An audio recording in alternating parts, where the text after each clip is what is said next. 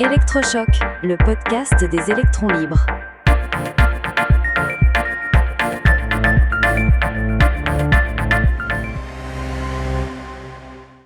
Cadmium.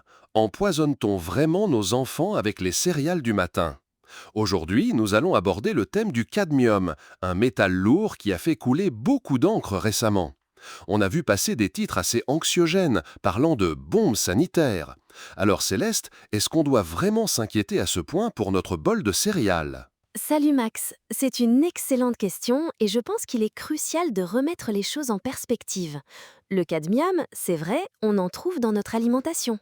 C'est un élément naturel présent dans les roches et il se retrouve dans les sols, notamment via certains engrais phosphatés utilisés en agriculture. Donc, si je comprends bien, ce n'est pas un produit chimique ajouté intentionnellement, mais plutôt un passager clandestin de l'agriculture. Exactement.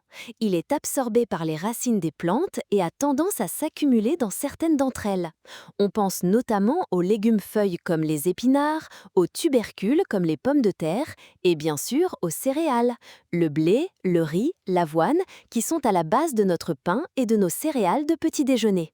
Et c'est là que l'alerte a été sonnée, en particulier pour les enfants, qui sont de grands consommateurs de céréales.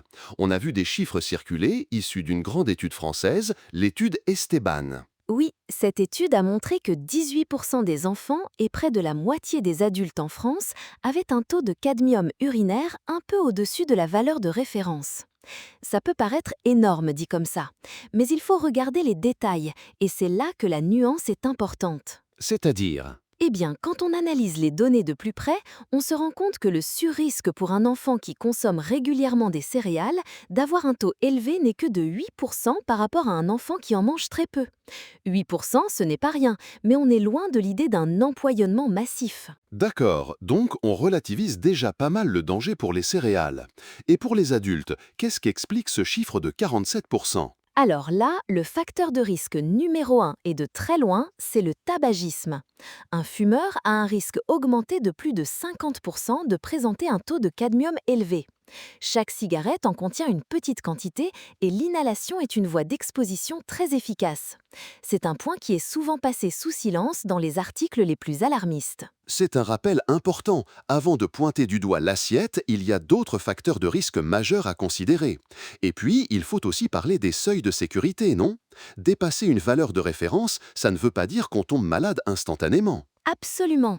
Ces seuils, qu'on appelle valeurs toxicologiques de référence, sont définis avec d'énormes marges de sécurité. Ils sont là pour protéger les plus fragiles. Les dépasser signalent une exposition qu'il faut surveiller, mais ce n'est pas un diagnostic de maladie. Le cadmium s'accumule sur des décennies et ses effets, comme un risque accru de problèmes rénaux ou d'ostéoporose, apparaissent sur le très long terme. Ce qui est fascinant dans cette histoire, c'est qu'il n'y a pas qu'un enjeu de santé. Il y a aussi une dimension géopolitique assez inattendue. Tout à fait, c'est un véritable bras de fer économique. Pour faire simple, les engrais phosphatés viennent principalement de deux grandes régions. Le Maroc, où ils sont naturellement plus chargés en cadmium, et la Russie, où ils le sont beaucoup moins. Et donc, quand l'Union européenne a voulu durcir les normes et abaisser la limite de cadmium autorisée dans les engrais, De ça a déclenché une bataille de lobbying intense. La Russie a poussé pour des normes très strictes, y voyant une opportunité d'augmenter ses parts de marché en Europe. Le Maroc, de son côté, a défendu des seuils plus souples pour protéger son industrie. Au final, l'Europe a trouvé un compromis avec une baisse progressive des seuils jusqu'en 2034. c'est fou de voir comment une discussion sur la santé publique peut être influencée par des intérêts économiques et politiques à cette échelle. Parlons un peu du risque le plus effrayant, le cancer. Le cadmium est classé comme cancérogène avéré. Oui, par le CIRC, le Centre international de recherche sur le cancer. Mais là encore, tout est une question de dose et de durée d'exposition. Une méta-analyse récente a montré qu'une forte exposition pouvait doubler le risque de cancer du pancréas.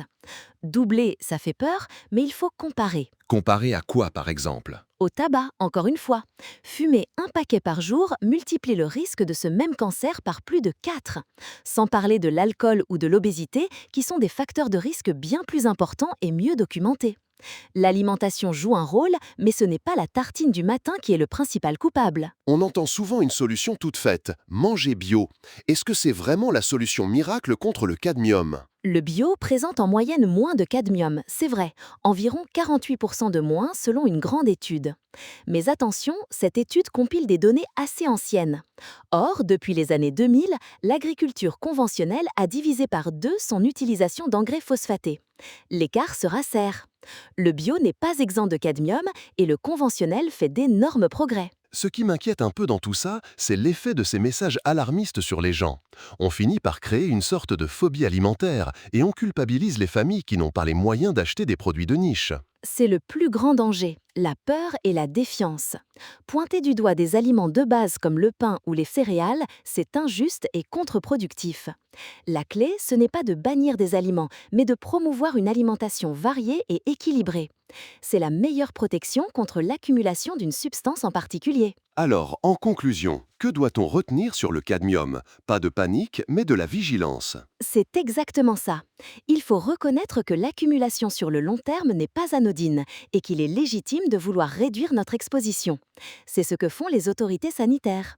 Mais il faut aussi comprendre que notre exposition actuelle, hors tabagisme, ne va pas provoquer une vague de cancer. Donc, on continue de manger diversifié, on encourage les pratiques agricoles qui vont dans le bon sens, et surtout, on garde son esprit critique face aux titres chocs. Précisément, informer sans dramatiser, c'est la meilleure façon de protéger la santé de tous sans nourrir une psychose qui, elle aussi, peut être néfaste. La science et la nuance sont nos meilleurs alliés. Soutenez les électrons libres. Abonnez-vous sur lel.media.